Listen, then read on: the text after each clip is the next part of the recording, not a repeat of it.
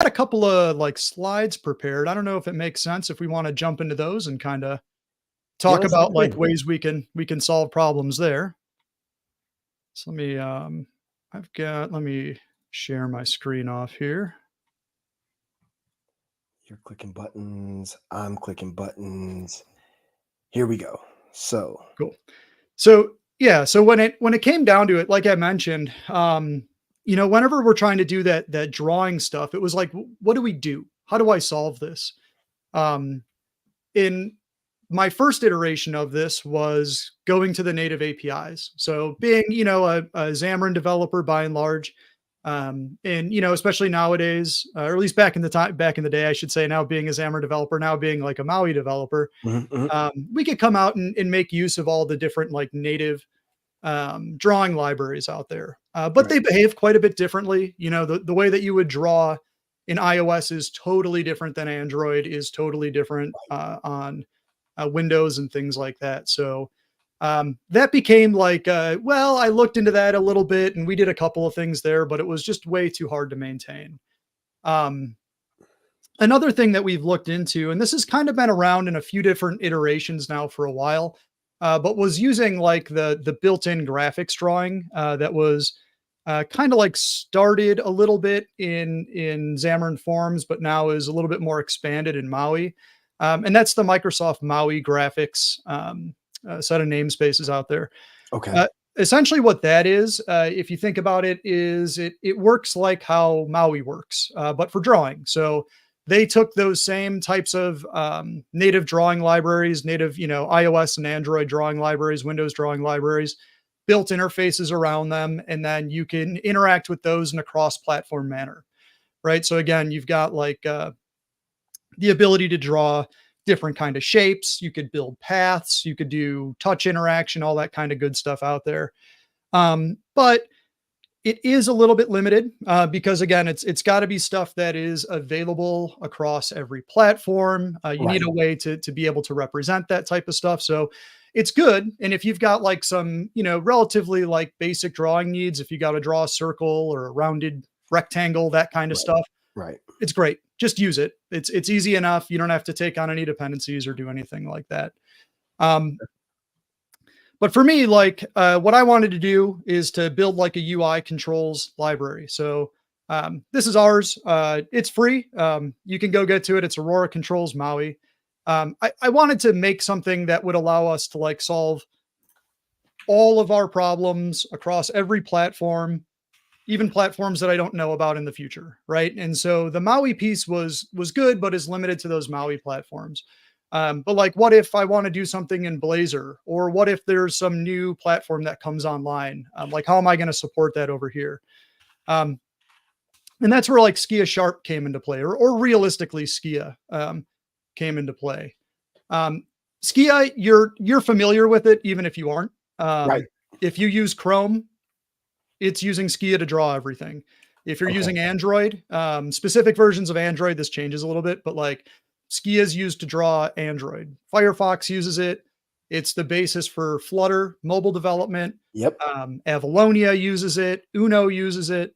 I didn't know Uno used it.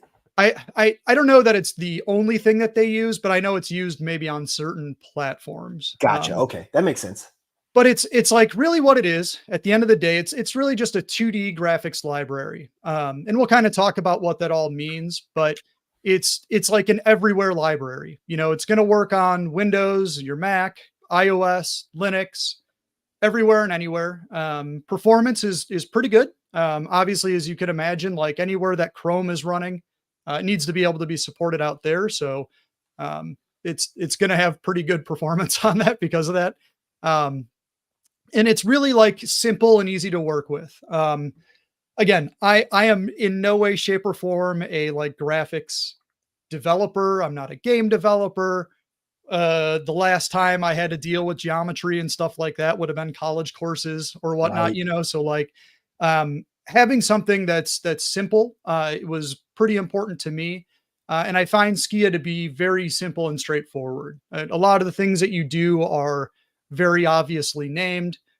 or very easy to gain access to and work with. So that's kind of what Skia is. And then Skia Sharp on top of it, then Real quick, Mike, real quick. I you apologize got it. for cutting you off. I just gotta. We got some stuff coming in the chat, and a friend of ours, Dan Siegel, says Uno uses Skia all over the place. It is all So, over. so, Okay. so it is all over the place. And then he just is making sure that I'm actually paying attention to him, because that Dan wants my attention. He keep, wants to make sure that I'm invested and engaged. So keep, Dan, we are paying attention to you, my friend. I don't want you to feel like you go right ahead and chat with us, and we'll drop your stuff right here on the screen so everyone can see it. keep an eye on Dan. Yeah. He'll correct me whenever I say Yeah, something when we screw up, Dan will be like, that's not correct, sir. he's got us. Yeah. So yeah, so it's great. Like, again, it's kind of this like this, fairly easy to use graphics library that's supported everywhere.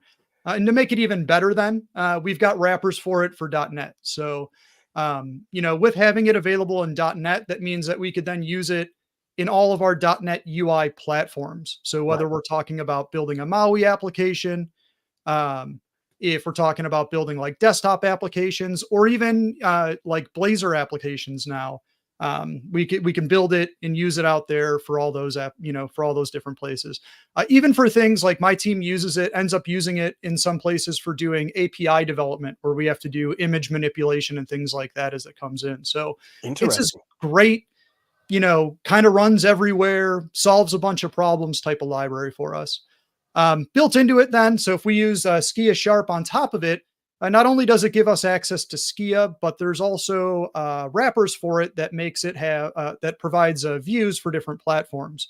So we have views that give us a canvas for MAUI, views that give us a canvas for desktop, things like that, which kind of enhance it a little bit so that we can have touch interaction support and all that kind of good stuff that you would expect out of kind of like a more GUI centric or UI centric library. Interesting. Not only that, then, but there are like a bunch of additional plugins for Skia, which I think, again, just kind of keep on building on it and make it more awesome. Been using it for a long time for rendering out SVG images into our mobile apps. If you've ever done any mobile development and you've ever needed to provide like a graphics, resource, that if it's on Android, you've got to supply like 15 different sizes of a PNG image. If it's Yep. on iOS, you've got your like at 2x, at 3x, all those kind of images. Yeah. You could just bypass that by just throwing an SVG image, which is just an XML document, into your application, and then just have it read that SVG at runtime and show your icon, which is cool because then it will just scale to whatever it needs to be on that platform without any additional work, just one SVG file, which is cool. Other plugins for things like font handling. There is a plugin for doing Lottie animations now as well. So if you want to use, I know that's another thing that's pretty popular, sort of SVG based animations.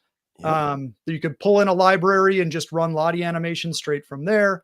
And like a bunch of other kind of cool stuff. So, a lot of people have done pretty good work around it to supply like different font handling and rendering, different text rendering, different kinds of UI controls. That's that like Aurora controls, like I mentioned. We just built a whole UI set of, whole set of UI controls on top of it.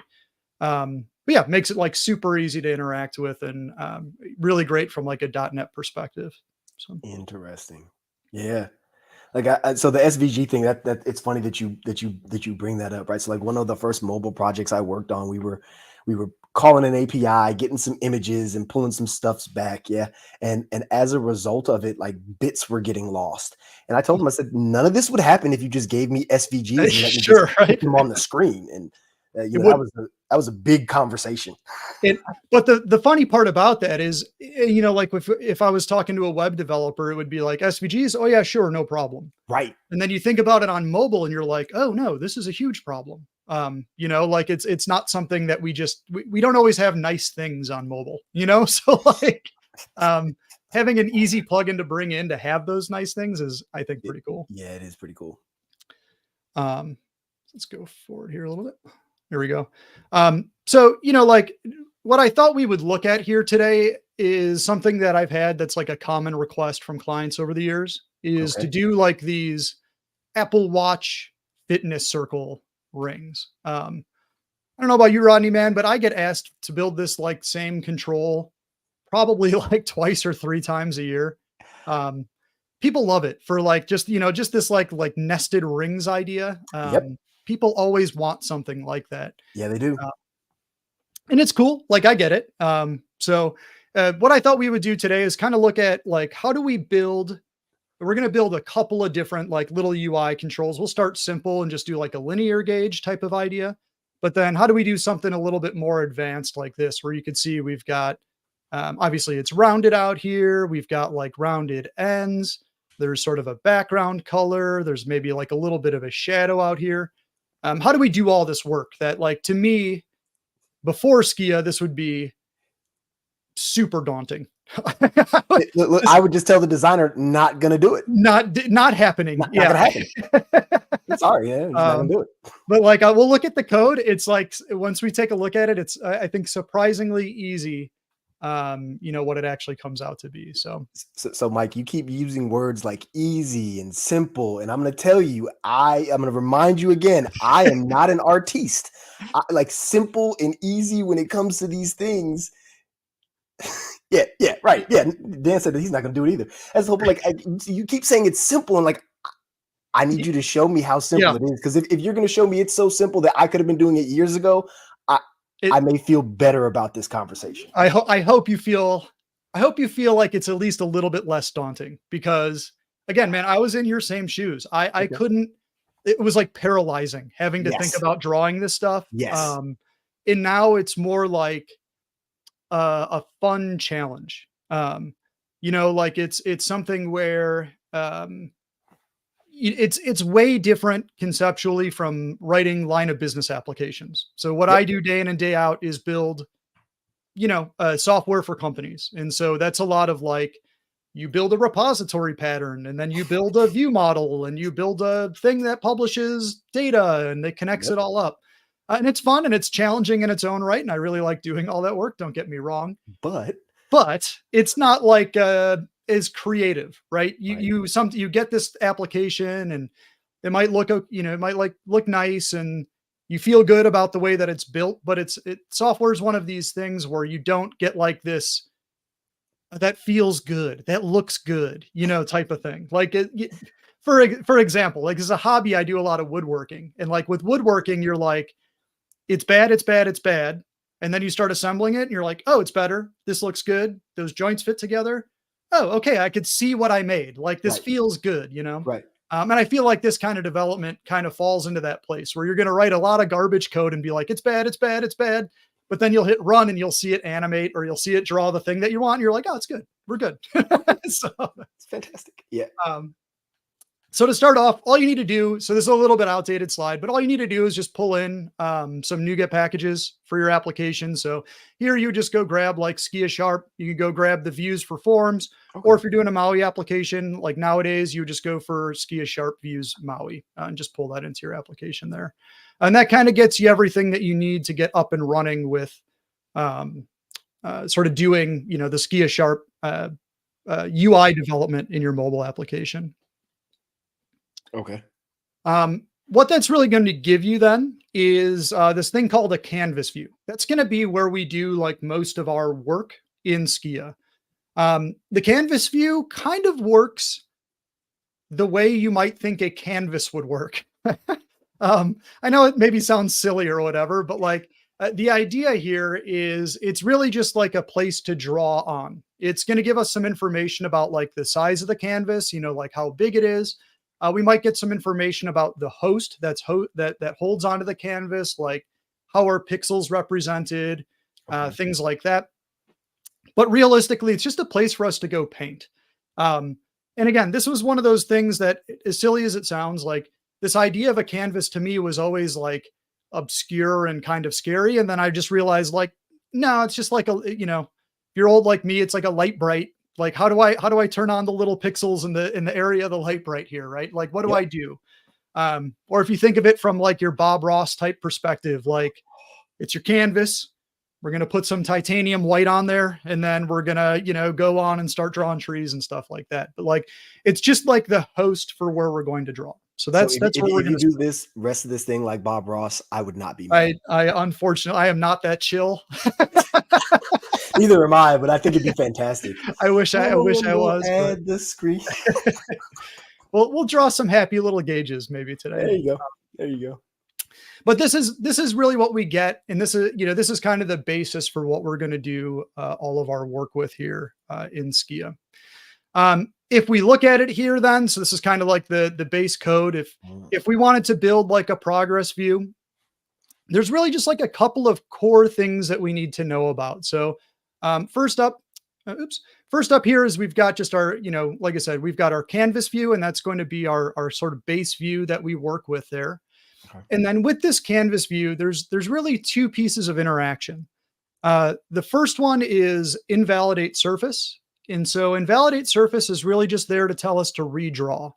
So if you have like an animation or something like that, and your animation runs at 60 frames per second, you're going to call invalidate surface every about 17 milliseconds just to tell it to repaint the canvas. Got it. When invalidate surface gets called, then we're going to have our method out here, which is on paint surface. And that'll just give us some information about the actual canvas that we're working on.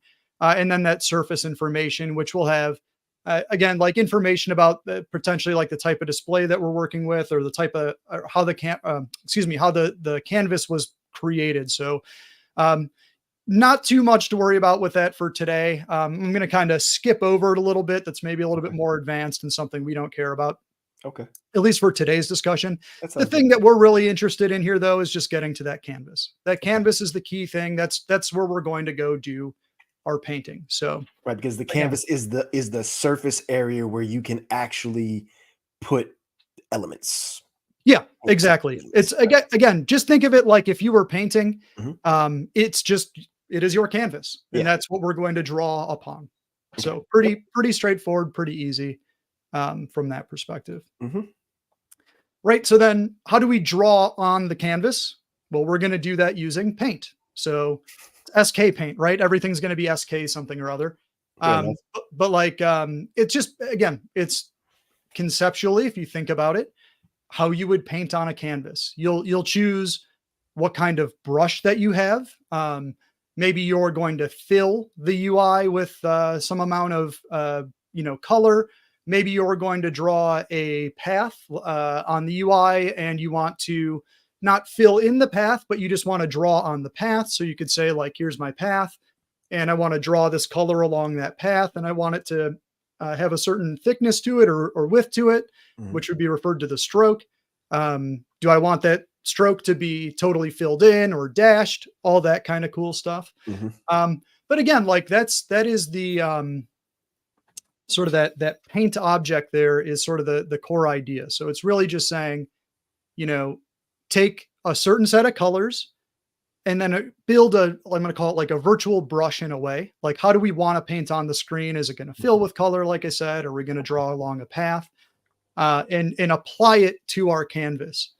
Along with that, then, because it's not reality, it's digital, right? We have all kinds of cool things. We don't have to, be beholden to paint brushes and feathering styles and all that other kind of cool stuff.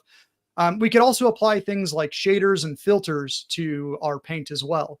So that would allow us to do things like desaturate color, or manipulate the way colors are shown, or apply a filter that will provide blurring, or a shadow type application to when we draw. So all these kind of like advanced features that we could just sort of apply to our virtual paint to get it to draw out there.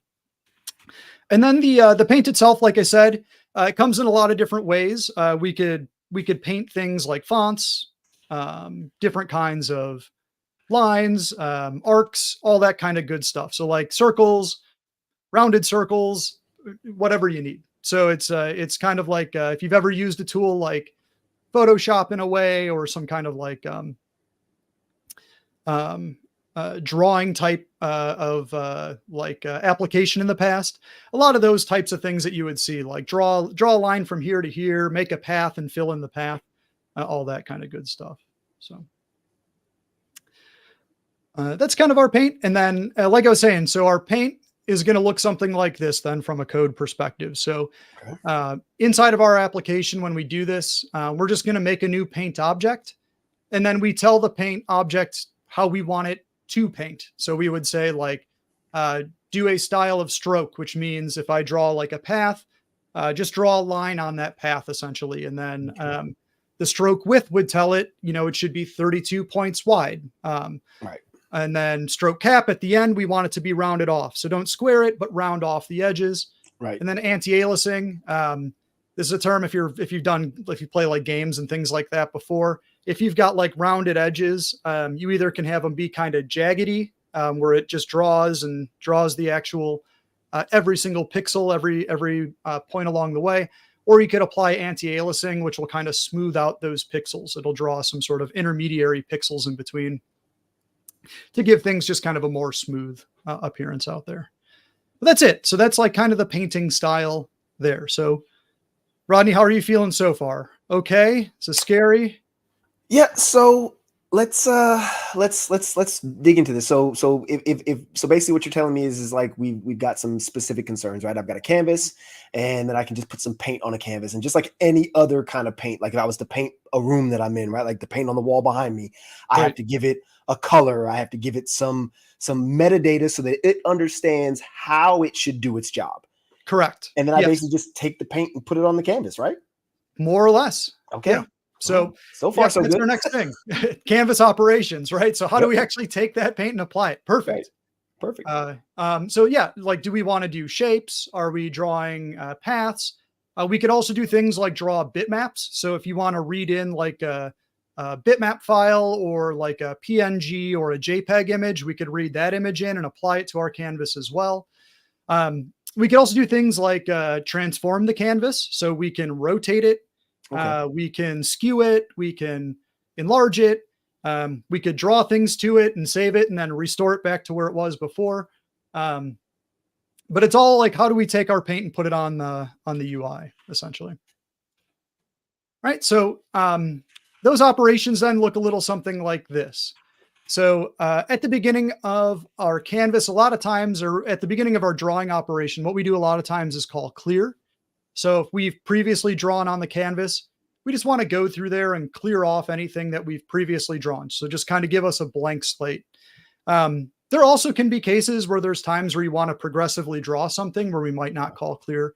But a lot of times when we start redrawing for our UI, we'll call clear just to kind of make sure we don't have any old artifacts or anything out there.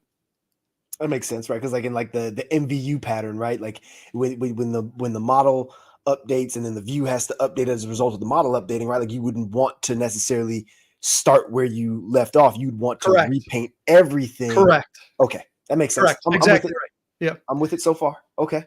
So, if we wanted to do something like draw an oval then with our canvas, all we would do is we would give it a rectangle, like in this case, that's just going to say, here's your X position, your Y position, and then you're this wide and this tall. That's it.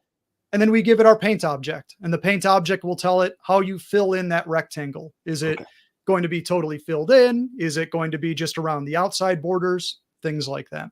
Okay. Our canvas, like I mentioned, we could do operations to our canvas, so we can skew it. So if we want to kind of like pull it on an edge, we could do things like that.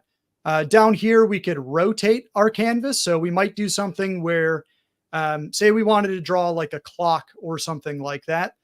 Instead of having to figure out which degree that we need to draw all of our hands for our clock, or if we're drawing like the time around the outside of the clock, what we could do is draw that time in the same spot every time, but just rotate our canvas around it, right? So instead of me having to figure out how do I skew and turn this like number a little bit and get it to fit like at 45 degrees or something, right? I could just move my canvas and just keep on drawing that time in the same spot and just rotate my canvas around it. Interesting. So it's kind of that kind of stuff ends up to me being really fun and interesting, because that is like, again, when I think Bob Ross, the canvas is on an easel. It's not going anywhere. He's rotating his body to do stuff. Yeah. Where a lot of times when I'm writing like Skia code, I think like, I'm in a fixed position. How can I move my canvas around me to do work with it, kind of idea. Interesting. So, um, using all those concepts, then what we can do is we could build MAUI controls on top of that. So, like I mentioned, we're going to look at a few different options here. But you would build, kind of a MAUI control like you would any other custom MAUI control from here on out, right? So, Okay. in this case, we're going to build something. We're going to actually look at two controls. We'll look at a linear progress and a circular progress view. Okay. But essentially, all you would do is you would cook up a bunch of bindable properties. Give Hmm. me something that tells me the progress color. Give me something that tells me like the degrees for Hmm. where the end of my circle should be, the thickness of the line, all that kind of good stuff. Right. And then what we can do then is translate that into our drawing operations. So Okay. now's a pretty good time. I can switch over and we could start taking a look here at doing some drawing itself then. So like, how do we actually take what was represented there for that control and draw it on a screen, right? Yep. So let's come into here and I've got the first one we'll look at here is a simplified one. And let me see if I've got this running here. I'm going to run this really quick while we're showing this off, but we're going to look at a control. It's just a linear progress control. So all it is just like a left to right style UI control out here just to show on the screen. Like I mentioned, we've got a bunch of just properties like we would for any other kind of MAUI UI control. Hmm. This would be like our starting point, Right. our ending point, Yep. colors, all that kind of good stuff. Yeah. And then just like a little bit of, this is more or less just kind of some setup code here. I'm just listening for the handler to be changed and just using that to, again, call and validate surface, which will just tell me to come into my paint surface down here. Got it. I'm also grabbing this out here. This is handy, and I'll show how this gets used in a moment. But the Skia canvas itself, by default, is going to be drawing using real physical pixels. So that's that concept that if our application is, if our device has like a UI that's like a high pixel density UI, there might be this concept where there's like 3 or more pixels per like logical pixel. So when I think of when we think about pixels as like an end user, it's just one little point on the screen, but in Hmm. reality, it might be made up of 3 or more individual dots on the screen that are actually being drawn out there. So what Gotcha. we're going to do is we're just going to use this density out here to kind of scale up some of our values that we've received earlier and just make sure that they're drawn at the right size for that device. All right, so let me see here for some reason. See if I get my application up and running. There we go. Seems So good. here's what we're going to make. This is our little linear gauge, right? So nothing too crazy. I've got little animations and stuff like that in here, but Okay. it's just drawing, I've got 3 different linear gauges that we're going to show. Okay. So how do we do that? All right. So when we come into our paint surface here, I'll kind of get that out of the way. We come into our paint surface here. Like I was saying, what the thing that we're really interested in is our canvas. So that's going to be passed into here from our handler arg. So we're going to have E, and then we're just going to come out and grab the canvas from within there. Like I mentioned, almost every time what we're going to do is clear the canvas. If I didn't do that every time I repainted, like with one of these animations, it would just have whatever was painted on there previously and attempt to paint over it. So it's probably not what I would want in those scenarios. And then all I need to do in addition here is I'm going to set up basically how I'm going to paint and where I'm going to paint. So these 2 objects here are paint, like we talked about before. This is going to be, and I'll just kind of scoot this to kind of make this a little bit easier to read maybe. Our paint here is just going to be our definition of how we want to actually do some amount of drawing. So again, in this case, I'm going to say that I want to draw anti-aliased. So with anti-aliasing enabled so that we get those kind of smooth, nice rounded edges here. Mhm, I want the edges to be rounded. So when I mhm. draw, I want this to be rounded. I'm going to use a stroke style, which basically means draw on the line. So whatever path I give you, draw above and below it. The width here, that's going to be how large that stroke width should be. Here we're actually going to use that scale. So I have this concept of a progress thickness, which is supplied from the user interface. And then basically what I need to do is I just need to multiply that by the density of the screen to get what we might think of as like logical pixels for our user. So if we didn't do this, if we didn't do this multiplication here, essentially what would end up happening is on different display density screens, this width would end up looking inconsistent. Interesting. Okay. Yeah, so that is like one little caveat. It's something there's other ways you could manage this. There's ways we could standardize that kind of stuff, and I could have put it into like the property setter and things like that. But again, for today, I want to call that out and show it just in case somebody sees that and they're like, "What's going on there?" So like, try to keep that. I think it's kind of just a good thing to keep in mind if you're going to use Skia here. And then our color. So again, and there's lots of nice like built-in extension methods. So in this case, I just have it's a MAUI color out here, this progress color, and I've got extension methods to convert it into the equivalent Skia color as well. So that's our painting. That's all we need to say how we want to paint on the screen, right? Mhm. The next thing that we need to do is define where to paint. So here, what I'm going to do is create a path. Again, there's multiple ways you could do this. This is just one of the ways we can achieve what we want here. But our path basically is going to need a start and an end point to draw. So what we'll do is I've got just this little simple kind of, see if I can just wrap this a little bit so we could read it maybe on one screen. It's pretty simplistic once we break it down here, a little bit of code. But essentially what we're saying is I'm going to take the width of my canvas here. I've got my info object. This is, again, something that comes in with our event args up here. I could say, give me the width. And then I'm going to take my starting point and divide it by 100. So essentially, like, give me the starting point here out of 100. So assuming that the starting point and the ending point in total are out of 100, right? So you could go from 0 to 100 with this kind of a linear gauge, essentially. Outside of that, then, what we need to do is we will need to make some other slight adjustments here. The thing is that we've got our thickness here, which is used for our stroke width, Mhm. which means that we will kind of draw a little bit further out than the end of our line. Which makes sense. So just need to adjust it a little bit here and there to like accommodate for that. And then we Mhm. just clamp those values, between like a min and a max out here. So we don't want those to basically go beyond a certain threshold. So just use a clamping just to say that you can't go way far past the end or below the minimum. See, now you're using math. We were talking about drawing and paint and all this stuff, and then I see this clamp method, and I'm like, Clamp, wait, that's math, sir.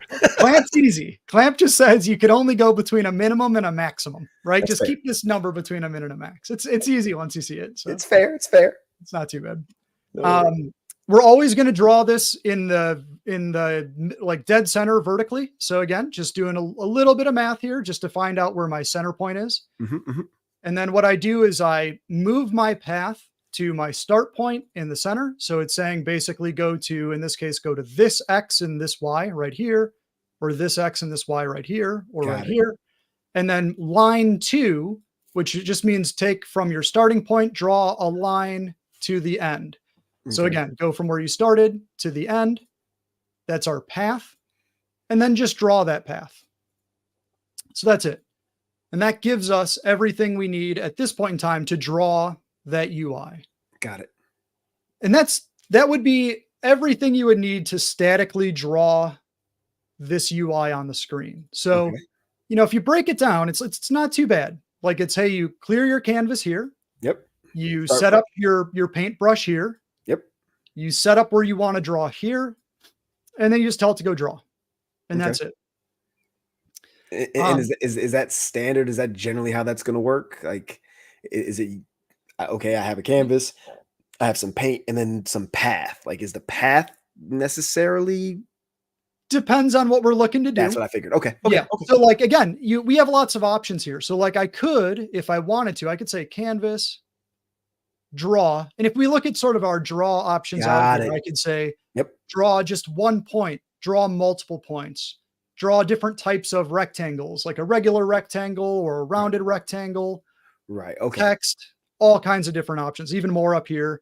Okay. Arcs, if you want to draw like a circle or a partial,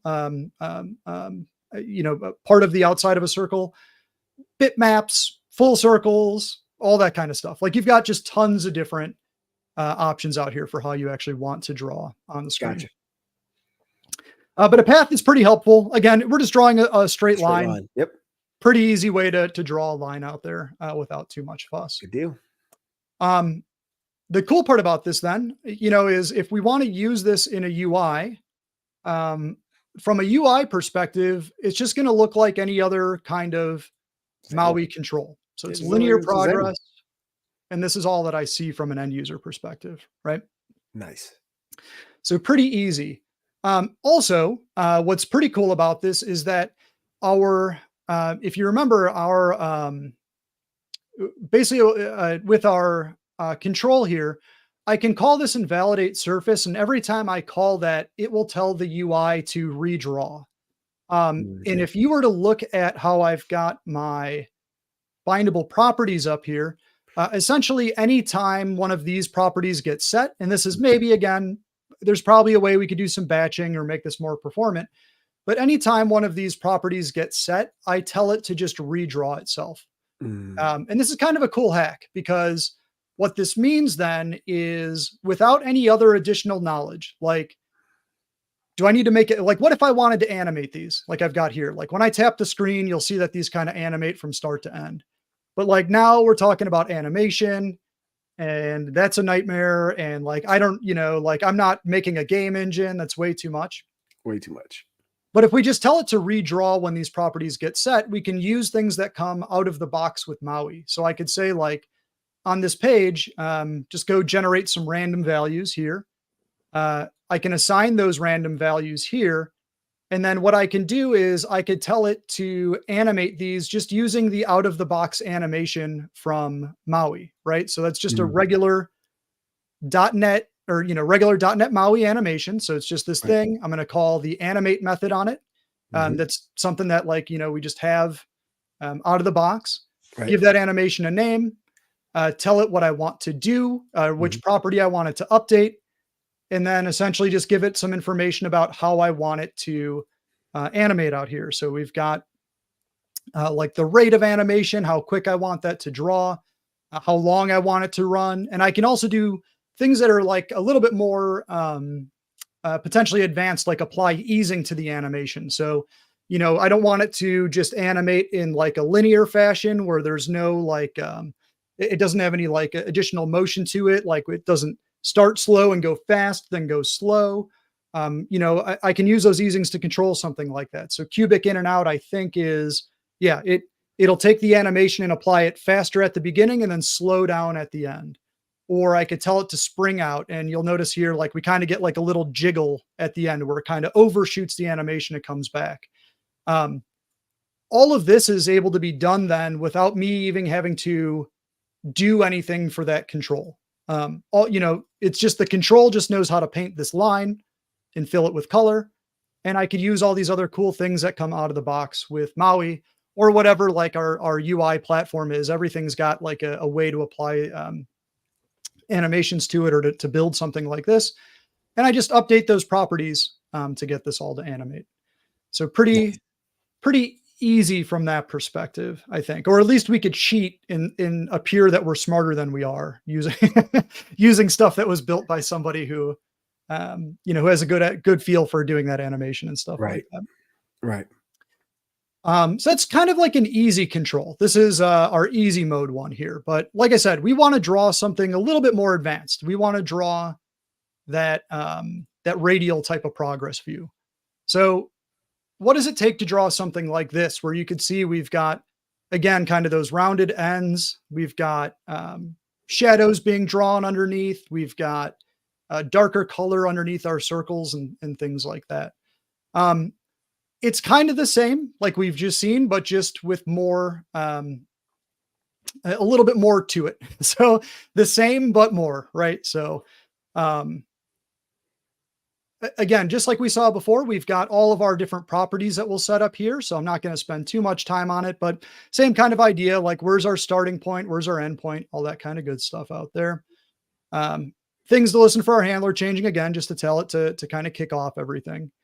But then, we get into the actual drawing, and it's just going to be a little bit different because what we're trying to achieve is different. So we start with the same kind of idea. We're going to go and grab our canvas. I'll go and grab the size of our canvas, essentially. So just go tell me how big this thing is here.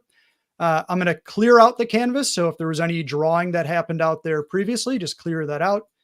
And then I set up my paint. So this far out, basically as we were before. Okay. Yep. I'm going to skip over this jagged one here for a moment. We're going to come back to that in just a moment here. But the idea here is kind of the same thing that we had before when we were drawing our line. So create a new path, kind of get an idea for like, where's the left-hand side, the top, the right, and the bottom. So just kind of figure out like where in space are all these things on my canvas.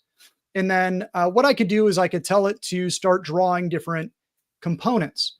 So in this case here, I've got an arc that I'm going to draw. The arc here is actually going to be this underlying color. So if you notice, for each one of these rings, there's sort of a highlight color and then a more muted color below it. All that is just drawing an arc there. So it's using my path to draw an arc, to tell it that, or to add an arc, excuse me, to my path. I'm going to actually manipulate the color of my paint for a moment. So what I'm going to do is I'm going to take our progress color. I'm going to tone down the luminosity. So that's basically saying like, and again, I'm not an expert on this stuff, so if my understanding here is a little bit wrong, but it's basically like toning down the color a little bit or toning it up. So we're just going to, make it a darker color, but the same base color, but just darker essentially. Is it similar to like opacity in Xamarin Forms? So opacity would be controlling how see-through it is. Right. This is more like take that same color, but give me either a darker version of it or a lighter version of it. So got it. Okay. More like there's like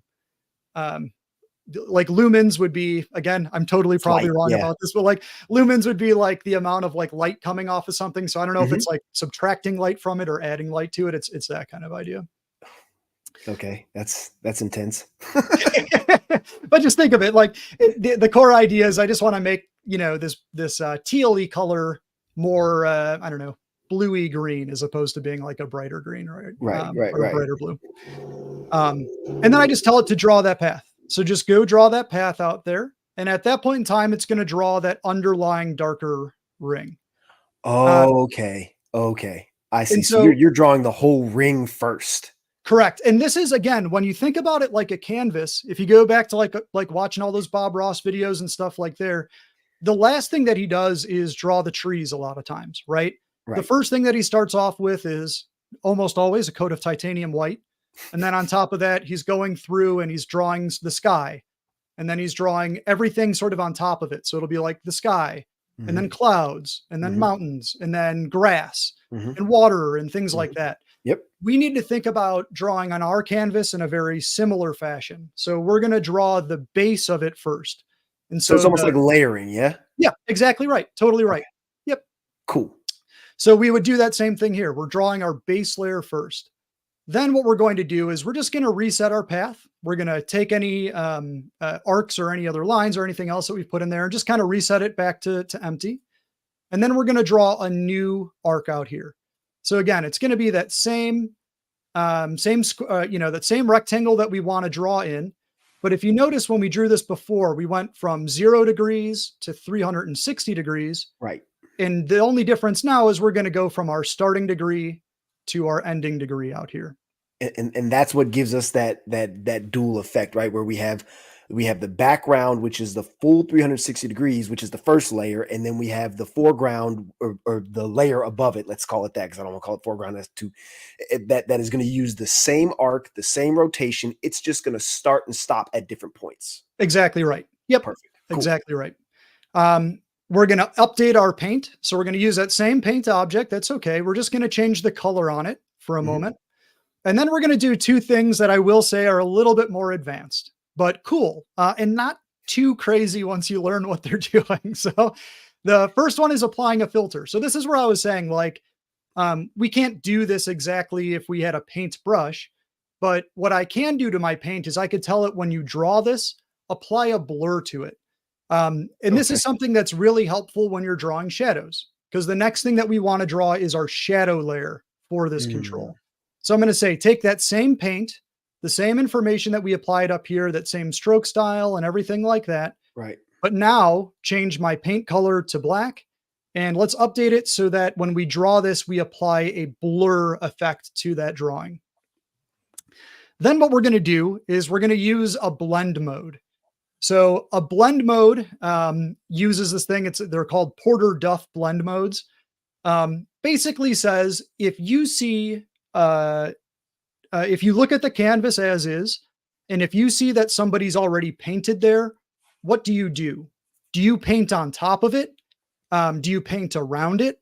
Can you only paint where it's been painted before, or can you only paint where you haven't painted before? That kind of thing. Got it. So the blend is kind of getting into how we layer things onto the canvas. Correct. Yeah. And so in this case, what I'm going to use is this blend mode called Source A Top. And what that'll do is it's going to say it can only paint where paint has previously been. And so what's neat about this is I want to draw the shadow effect. And I know it's maybe not the easiest thing to see on the stream here, but at the end of this line, there's this little shadow effect on both sides. And I don't want it to bleed out either way, right? So I don't want it to draw out here or out here. I really just want it to draw kind of like where I've already drawn that, that arc before. And so A Top will draw that blend and draw it all the way underneath here, but it'll keep it to just where this darker color has been previously. All right, so I'll draw my path there, draw that on the screen. And then what I do is I just kind of adjust my paintbrush again. So I say, this time, no blurring. I just want to do a regular draw. I'm going to do a source over, which means just paint over whatever's out there. I'm going to take my new paintbrush and just paint on the UI wherever I can out there.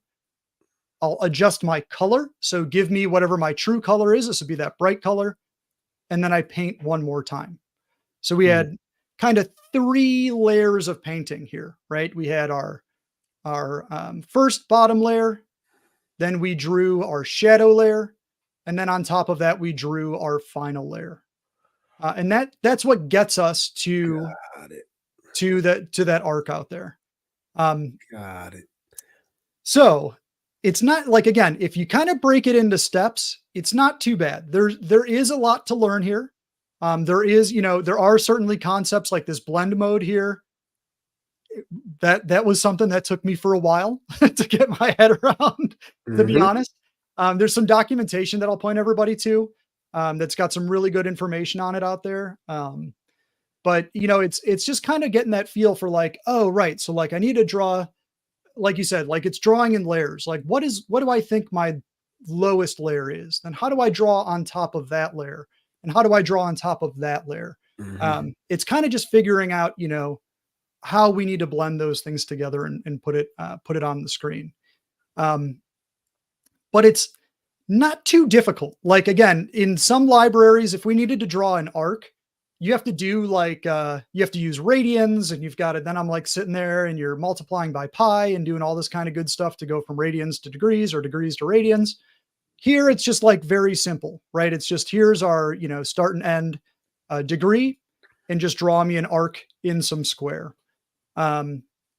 So a lot of these things that like conceptually might have been kind of difficult, creating a blur, that I don't know how you do that. That seems like a nightmare to me. All Yeah, it I do does. is I apply a filter and it blurs my UI out there for me, right? Nice. Yeah. So kind of a neat thing. Um, so how are we feeling so far, Rodney? Okay, so like so far, I don't feel like you've broken my brain just yet. I mean, like, because it all makes sense, right? Like Sure. you, and I've built Xamarin UIs before, right? Like I built web form UIs. So like I get the concept of what you're talking about, but what you're talking about is really more of a putting layers of stuff on a page to get a desired result versus let me grab this control and tweak it slightly based upon things. So you're actually constructing an entire UI layer and piece at a time. And it to your point, it takes a little bit of breakdown, just like you would with any business user story, right? Yeah, I Right. hear the ask, but there's really three things that you want to do in this user story in order to be able to get to where we want to go. So it seems like if I can look at the image and I can conceptualize those layers and I understand the API surface, I should be better off than I was when we started this conversation. So Yeah. I'm feeling good. I'm feeling good. Awesome. Okay. Yeah. Good. Okay. So you feel so it's you kind of put that in a good way. Like if you really just break it down, like again, it's like if you look at it as one thing put together. Like I would always talk about this with my kids when they were little. We'd have Legos that we would buy, and you would see the end product, and it's like, oh, that's too complicated. I don't know how to deal with this. Right. But if you look at it from piece to piece, you're like, oh, I Mhm. just build this little module and then Right. it attaches to that one and it Right. attaches to that one. And eventually it's this whole big thing. And all Right. those little steps along the way weren't themselves too difficult. But if you look at it on the holistic, it's like, it's way too much. Right. Yeah, Mike, And I that got a question from the audience that I wanna you got it. bring up. So Hector is asking, he says that he's seen cool animations in like React Native Skia. And he's wondering, like, can you do the same thing in .NET MAUI? And I'm assuming you should be able to because Skia is Skia, right? Skia. Yep. So we have access. So Skia has shaders that we could use to apply to our drawing operations. And it uses a shader language. It's SKSL. All of that is available to us out here in .NET MAUI as well. So any Awesome. kind of cool things that people are doing out there for drawing, animations, stuff like that. It's just a matter of building it and applying it. Um, and I know from a question perspective, I think I saw one scroll through from Dan earlier saying like, hey, what would it take to do this drawing on like from Maui to Uno, for example, right? Yeah. Um, this drawing code stays essentially the same. That's the cool part. Right. So I might have a different container. This SK canvas view might be different on Uno as opposed to, Avalonia as opposed to Maui as opposed to whatever. But what I could do is pretty easily is I could abstract out this painting code because this is pretty generic. This is all just Mhm. Skia-ish code. Right. Maybe I can make it so that I would pass in a certain amount of parameters or something. Like I would pass in the color and do things like that. But outside of that, all of these paint operations, the actual work that I need to go do the drawing would be the same. So porting over to a new platform has a little bit of like sort of upfront cost just to get the new platform kind of up and running. But the actual paint operations and bringing it to a new platform is a lot easier because all you need to do is just port your paint operations from one platform to another, which I think is kind of awesome. Well, you would almost think that because it's all C sharp, it should just work, right? Yeah, Like, so I think that that would be an interesting concept of like what does it look like taking something that works on Maui and getting it working in like an Uno or an Avalonia and then vice versa. And is it something possible to build a consistent set of controls across all three that could just be reused?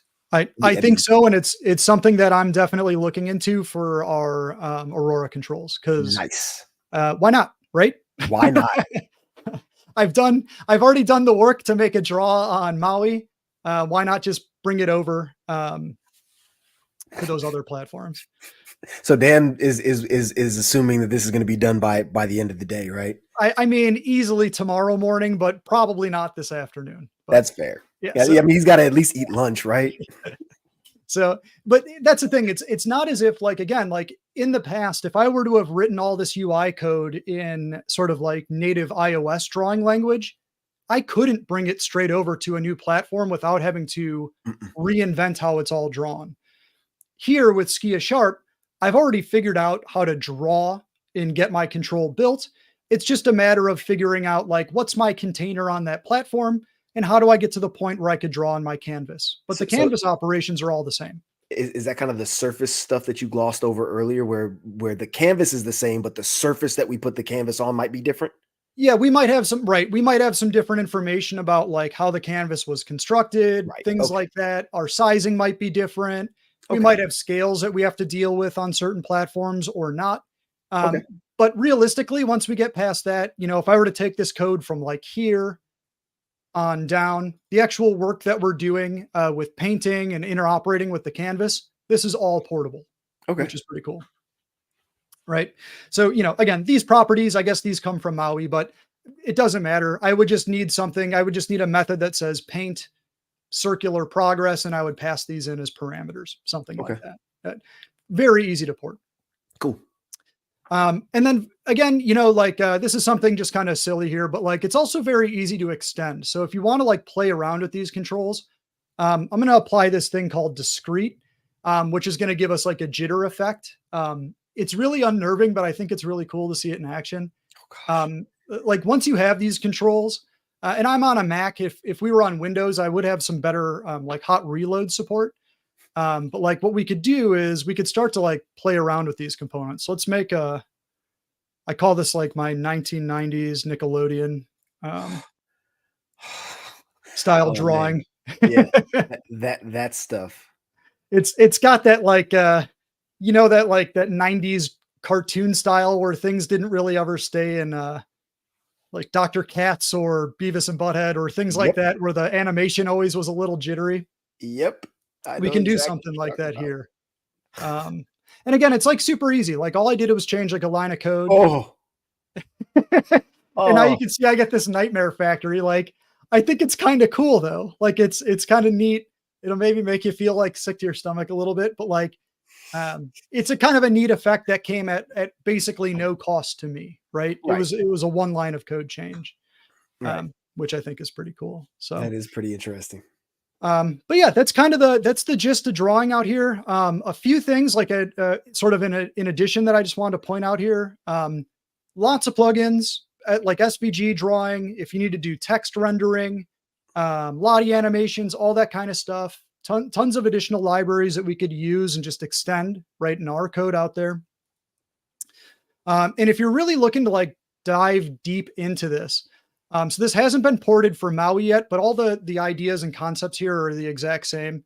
There's a book that was put together a while back called Skia Sharp Graphics in Xamarin Forms. It is like anywhere that you go on the internet. I don't care if you just want to learn how Skia works outside of like C Sharp.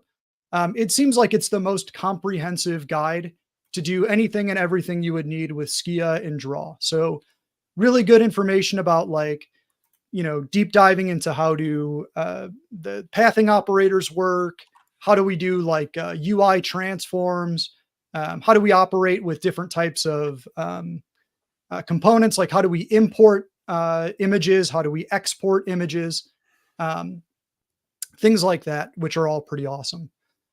This is kind of the best. Again, it's funny. Like if you look for a book on Skia, or if you look to like learn Skia, sometimes it's very archaic. Like there's not a lot of good documentation. Yeah. But like most things .NET, you could find the pretty good documentation for it out here online, which kind of gives you like a good overall overview, which I think is pretty handy. Yeah, that is good. Yeah, and that's actually been the hurdle for me is, yeah, I can look at the documentation, Mike. I can understand what's going on. I can read it till I'm blue in the face, but then you're like, yeah, Rodney, go draw this thing on this page, and I'm like, like you said, it's that paralysis where it's like Yeah. it's just so much information and it's so overwhelming and it's so far out my comfort zone that I just don't know where to begin. Totally. And there's tons of great like sample code in here. again, it's all written for forms, but everything it's all translated right over to anything that you would do in Skia, right? So whether you're going to do it in forms, Avalonia, Uno, anything like that, Right. tons of great examples out there. So it's like just a tremendous help to get you up and running. Yeah, that's awesome. That's awesome. The samples that I had out here today, I've got just a quick link if you want to go grab that code. That's that code that we saw out here for our presentation.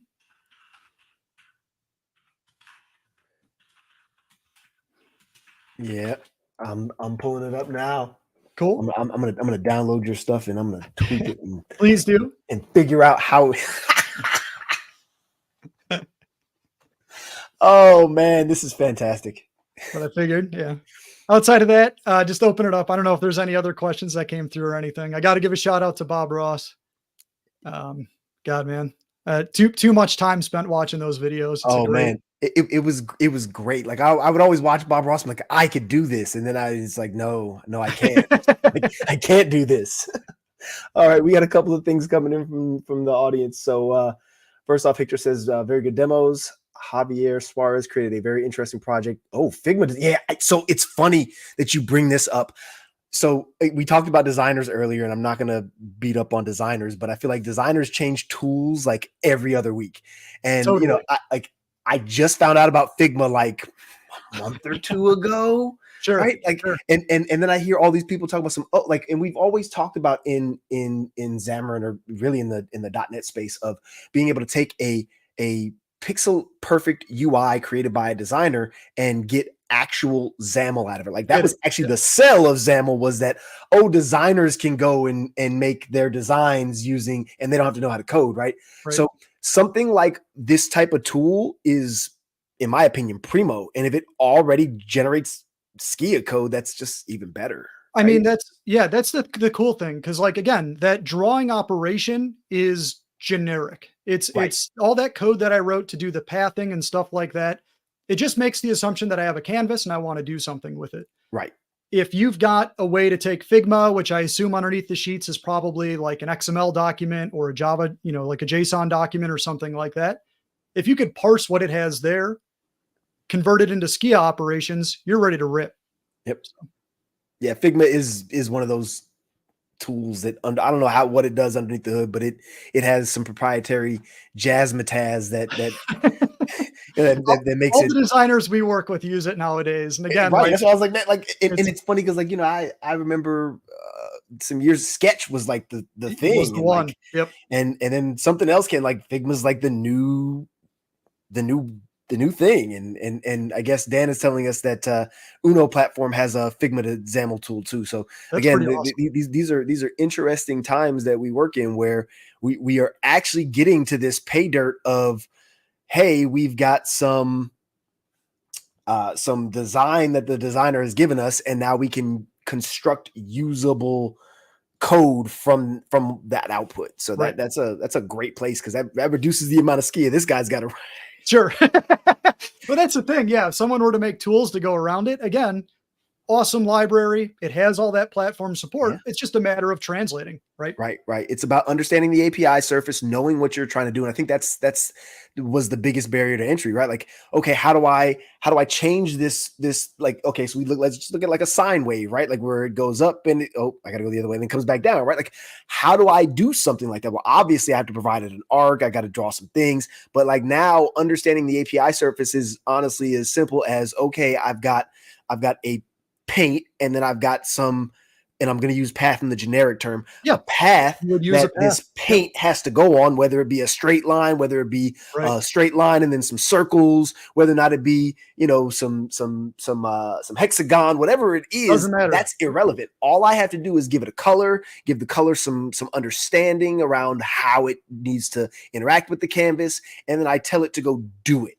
Yep. And I think that's the part that was hard for me, is like, how do you even get to that point? How do I get to the point where I can draw a circle on a screen? Right? Because it's easy, right? It's supposed to be simple, but I don't do math I don't do math like I did back in college. Like I don't remember sine, cosine, tangent. I don't want to have to. And I honestly don't want to have to do that just to render a beautiful UI. I don't want to have to go through all of that mental gymnastics. So the only thing I would say though, I had that same apprehension, but it's fun. It ends up it ends up being like a fun challenge because again, like that's stuff that I did at this point in time 20 years ago in Right, college and right, whatever. And it's like, right. And I just it's all in here deep embedded somewhere, but I just don't right, use it day in and day out right. until I started doing a lot of this drawing stuff. And I'm like, and again, it's one of those funny things where you'd be like, oh, that like now I visually see it. And it never really made sense to me when I was like 16 or 17 and I see it visually moving and I'm like, totally checks Oh, out, makes sense now what that's yeah, yeah, doing. yeah. So, Well, and you brought up another point earlier in the conversation where it's like this. Okay, when I go write a headless application, right? Like when I get my JSON from my mobile device to the server and back, I mean, like there's no joy in that. There's no, no, oh, I feel good about myself. Like there's just data. transactional operation. Right, Yeah. right. There's just data going from one place to another. There's no magic there. But man, like if I can draw this thing on this screen, like that's a Feel tangible benefit. Like I good. can look Yeah. at that and be Yeah. impressed with myself and be like, Right. I did something today. Right. Yeah, I get it. So and it's that feedback that developers crave, right? We Right. crave that I did something and I did it well, and you can see the output, right? Because we're always judged on what it looks like and the output. So The other part that I think is kind of nice about this that I mhm, never so I have like friends that do game development and stuff like that. And yep, I'd always like hear them talk about their code like Mike, it's held together with not even duct tape. It's like an old piece of scotch tape that we used 15 times already. But like you would see the game and it would like look beautiful and it would run well and it was like how could that be that bad? right, But again, a lot of that stuff is like doing these drawing operations and things like that. right, And I am sure absolutely positive that there are people that can do beautiful drawing code and stuff like that. mhm, But a lot of times the code that I'm writing, I'm like this doesn't look great, but it totally solves the problem. And I don't know that there's any like issues with it. So again, right. it's like a fun way to write code where you feel like you could kind of get in and jam. If it does what you want, if it's performant and it's not causing memory leaks or something like that, the code's just kind of like it's good. It's It good doesn't enough. need to be refactored. I don't need a bunch of interfaces. I don't need a bunch of like additional like when I think of like enterprisey type code, I don't need to do all this stuff. I just need to get in and jam and just get Yeah. it out there. And it's fun. So Yeah, yeah, yeah. So my takeaways are this: I've got a surface, I've got a canvas, I've got some paint. mhm. Once I have these three things, then I can actually start putting elements on the canvas, whether it Right. be rectangles or squares or stars or Whatever. what cupcakes and unicorns, whatever it Yep. is that I want to put onto that screen. Once I have the canvas, the paint, and a vector, right? Where you Like want it to go. I, Yep. I'm off to the races. Yep. So this has definitely helped me personally get over some of the Skia woes that I have. As a matter of fact, the project that I'm working on, we just added some Skia in like about a month ago, and I was talking to the developer about it that put it in. He's like, "Oh yeah, Rodney, like I understand it well enough." And I'm like, "Man, I just like I see the code you wrote, and like it makes sense when I see the code you wrote. But if you would have Sure. asked me to write it, I'd be like, I don't know how to put a Sure. circle, but like now I feel better because like now I understand. Like it's just an arc that's 360 degrees. Like I get that. I know Yes. that a circle is Right. 360 degrees. So like that you're not breaking my mental model anymore. You're just giving me the parameters in which my mental model has to work. Right. Yeah. So it's Awesome. it's it's a lot. Yeah. A lot. If you break it down into those small parts, a lot easier to get your head around for sure. Yeah, yeah, yeah. Well, like everything that we do, right? Like if I look at the entire feature, the entire program that I have to write, it's way too much for my brain to conceptualize. But the second you say, "Hey, Rodney, just go put this button on this page," I can do that. That's one pull request, one simple thing. I did Right. it. Hey, Rodney, make this button move from side to side. I can do that. But if you want to Easy. show me a whole 3 screen that pages does of all of this, documentation. Yeah, it's like, your eyes will glaze over. yeah, yeah, it's But like then if you just read it sentence by sentence and pull it out into bullet points, it's not that bad, it's not you that know? bad. So what you've given me is an understanding that it's nowhere near as bad as I thought. There are a couple of simple components that I can use to get started. And at that point, it's legitimately just take a picture. Take a picture, any picture that you have seen that you want to try and draw and draw it. And for me, that's going to be as simple as, hey, I got a button that I want to draw, Right. right? With some font That's in it, with some special font. And that's if I can do that, then I can start to build on that. Oh, I can do more. And I think that kind of opens up the door for somebody like me who is just honestly, I was just scared to get into it because it just seemed felt the so same way. overwhelming. And that's actually a great point that I meant to bring up earlier is probably don't go into it with no direction.